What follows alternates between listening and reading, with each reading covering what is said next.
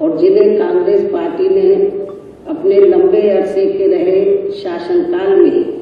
इनकी सामाजिक एवं आर्थिक स्थिति में सुधार लाने के लिए जमीनी हकीकत में कुछ भी ठोस कदम नहीं उठाए। साथ ही इनके मद का सरकारी पैसा भी अधिकांश दूसरे लोगों पर ही खर्च कर दिया गया है। इसके अनेकों उदाहरण आप लोगों के सामने हैं। इनको आरक्षण व अन्य जरूरी सुविधाओं का भी पूरा लाभ नहीं दिया है,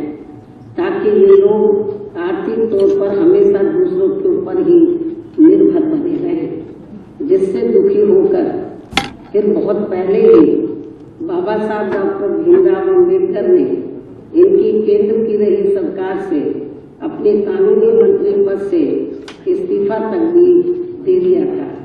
और फिर इनके बताए हुए रास्तों पर चलकर मान्यवर श्री कांशीराम जी ने बीएसपी की स्थापना की, जिसको कमजोर व खत्म करने के लिए शुरू से ही कांग्रेस पार्टी हर घिनौने हथकंडे इस्तेमाल कर रही है। और अब तो खिसियानी बिल्ली खम्बा नोचे की तरह ही इस पार्टी के पूर्व अध्यक्ष अपने बिखरे हुए घर को तो संभाल नहीं पा रहे हैं, बल्कि हमारी पार्टी बीएसपी की कार्यशैली पर जबरदस्ती की उंगली उठा रहे हैं, जिससे बीएसपी के प्रति इनकी जबरदस्त बौखलाहट व नफरत आदि भी साफ नजर आती है। इतना ही नहीं, बल्कि इससे पहले इनके पिता स्वर्गीय श्री राजीव गांधी ने भी बीएसपी को बदनाम व कमजोर करने के लिए मान्यवर श्री कांशीराम जी को सीआईए का एजेंट तक भी बता दिया था। और अब इन्हीं के ही पचिनों पर चलकर इनका बेटा श्री राहुल गांधी भी बीएसपी व इस पार्टी की मुखिया पर आए दिन बीजेपी के साथ मिलने का ये कहकर गलत आरोप लगाते रहते हैं कि बीएसपी की मुखिया बीजेपी की सीबीआई, ईडी व इनकम टैक्स आदि से डरती है, इसलिए वह बीजेपी के खिलाफ काफी नरम रुख रखती है, जिसमें रत्ती भर भी सच्चाई नहीं है। जबकि इनको ये मालूम होना चाहिए कि इन सब से जुड़े मामले हमने केंद्र में रही किसी भी पार्टी की सरकार की मदद से नहीं, बल्कि सभी सरकारों के खिलाफ जाकर माननीय सुप्रीम कोर्ट में जीते हैं। इसके साथ ही कांग्रेस के पूर्व अध्यक्ष श्री राहुल गांधी का कल सार्वजनिक तौर पर ये कहना कि कांग्रेस द्वारा यूपी विधानसभा चुनाव में बीएसपी के साथ गठबंधन करने व मुझे सीएम बनाने के ऑफर पर मैंने ना कोई जवाब दिया तथा इस बारे में उन्होंने बात तक भी नहीं की है, ऐसा उनका कहना है। ये बात पूर्णतः गलत है, तथ्यहीन है, अर्थात इसमें रत्ती भर भी कोई सच्चाई नहीं है। जबकि यूपी विधानसभा चुनाव के घातक नतीजों पर हर विपक्षी पार्टियों द्वारा समीक्षा होनी चाहिए, किंतु ऐसी तथ्यहीन बातें नहीं करनी चाहिए। वैसे भी कांग्रेस को विपक्षी पार्टियों में से खासकर बीएसपी व उसके नेतृत्व के बारे में कोई भी टीका टिप्पणी करने से पहले 100 बार सोच समझ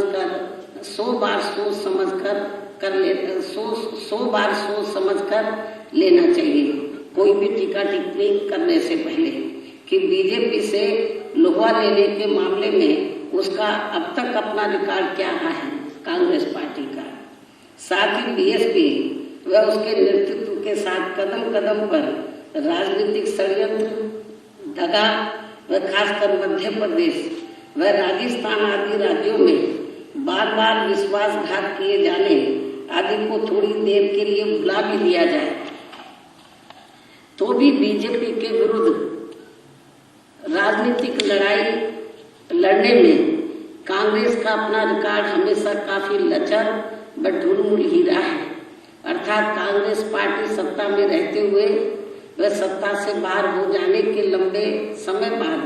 अब तक बीजेपी व आरएसएस एंड कंपनी से जी जान से लड़ते हुए हमें कहीं भी नजर नहीं आती है, जबकि बीजेपी एंड कंपनी के लोग साम दाम दंड भेद आदि अनेकों हथकंडे अपनाकर भारत को कांग्रेस मुक्त ही नहीं बल्कि विपक्ष विहीन बनाकर पंचायत से संसद तक चीन जैसा ही एक पार्टी सिस्टम बनाकर देश के लोकतंत्र व इसके संविधान को ही खत्म कर देने पर आत्म लगती है। इतना ही नहीं बल्कि कांग्रेस पार्टी के बारे में भी हमारे लोग ये बात काफी अच्छी तरह से जानते हैं कि जब सन 2007 में बीएसपी की यूपी में पूर्ण बहुमत की सरकार बनी थी तो तब उस समय केंद्र में कांग्रेस की सरकार थी, जिसने जातिगत द्वेष की भावना से मेरी सरकार के केंद्र से जुड़े ज्यादातर कार्य रोक दिए थे और उसी दौरान कोर्ट का अयोध्या को लेकर फैसला आना था तो इन्होंने केंद्र से हमें फोर्स तक भी नहीं दिया था ताकि प्रदेश के हालात बिगड़ जाए और फिर इसकी आड़ में यूपी में राष्ट्रपति शासन लगाकर पर्दे के पीछे से कांग्रेस पार्टी यहाँ अपनी हुकूमत चलाती रही। ये इनकी मंशा थी उस समय, जिसमें भी ये पार्टी बुरी तरह से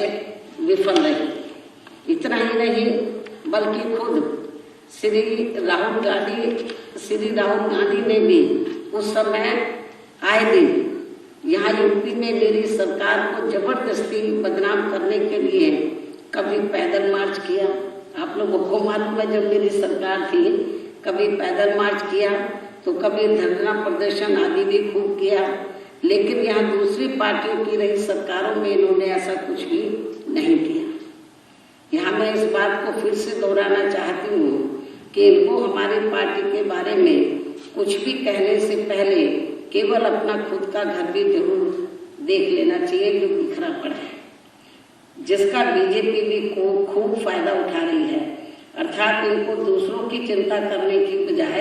अपनी पार्टी की चिंता करनी चाहिए, तो ये उनके लिए ज्यादा बेहतर होगा। ये मेरी इनको सलाह भी है। जहाँ तक यूपी में अभी हाल ही में हुए विधानसभा चुनाव के आए नतीजों का सवाल है,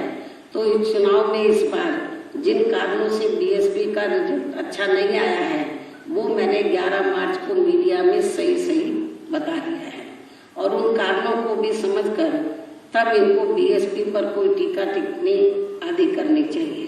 इसके साथ ही यहाँ मैं इनको ये भी बताना चाहती हूँ कि हमारी पार्टी का कार्य करने का तरीका अलग है, उसे हम किसी के भी कहने से बदलने वाले नहीं हैं। चाहे कांग्रेस बोले, चाहे बीजेपी बोले, चाहे सपा बोले, हमारा कार्य करने का तरीका अलग है। उसे हम किसी भी कीमत पर या किसी के कहने से हम बदलने वाले नहीं हैं। विस्तार से जैसे कांग्रेस पार्टी का अपना काम करने का तरीका है, कोई मामला होता तो गली कूचों में चले जाते हैं, चौराहों पर बैठ जाते हैं, बस व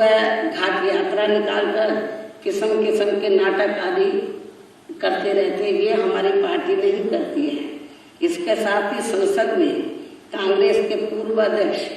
श्री राहुल गांधी अचानक उठकर जबरदस्ती प्रधानमंत्री श्री नरेंद्र मोदी जी के गले चिपक जाते हैं, तो ये सब हमारी पार्टी नाटक नहीं करती है, जिसकी पूरे देश व दुनिया में भी काफी हंसी हुई है। अर्थात ये सब हमारी पार्टी की कार्यशैली नहीं है।